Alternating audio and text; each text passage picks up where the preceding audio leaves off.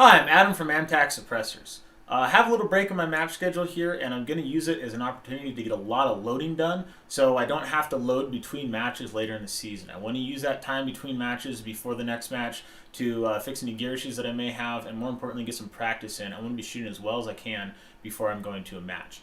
So I'm starting the brass prep here. I have somewhere between 8 and 10,000 rounds, not really sure, but a lot of brass to prep, and since I'm not rocking a 1050 with an auto drive and all the fixings, I have to get a little bit creative in my process to make sure that this doesn't chew up hours and hours down here in the basement.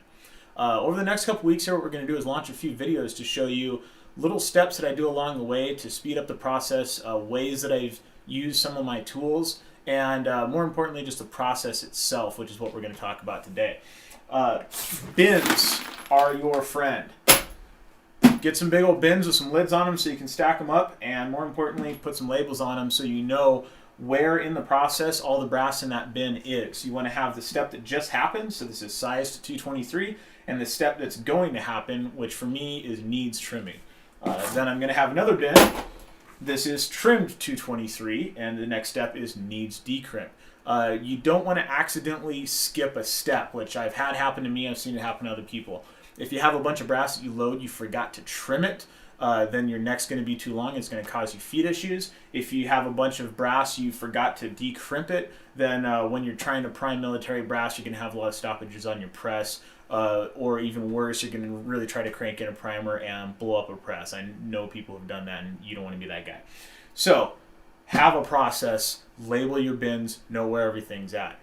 The other thing I'm going to do is I'm going to try to load as much as I can, or I'm going to try to prep as much as I can at each step in that process. So I'm going to fill up this entire bin with sized 223 brass, and then I'm going to trim this entire bin, and I'm going to move it to here.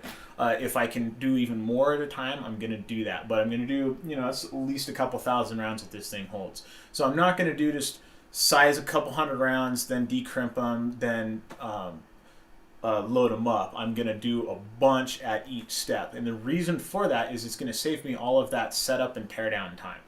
So most of the stuff I'm using sets up and tears down pretty quick, but I still just want to put it up there and just kind of get into a groove, whether I'm trimming, sizing, whatever. Every time you stop and start something else, it sucks up a lot of time. So over the next couple weeks, we're going to talk about other steps of the process, some tools that I use, and the process that I use for each one of those tools, and hopefully figure out how to speed up the reloading for you guys. If you have anything specific that you want to know about, just leave a question up in the comments, and I'll try to address it in the next video.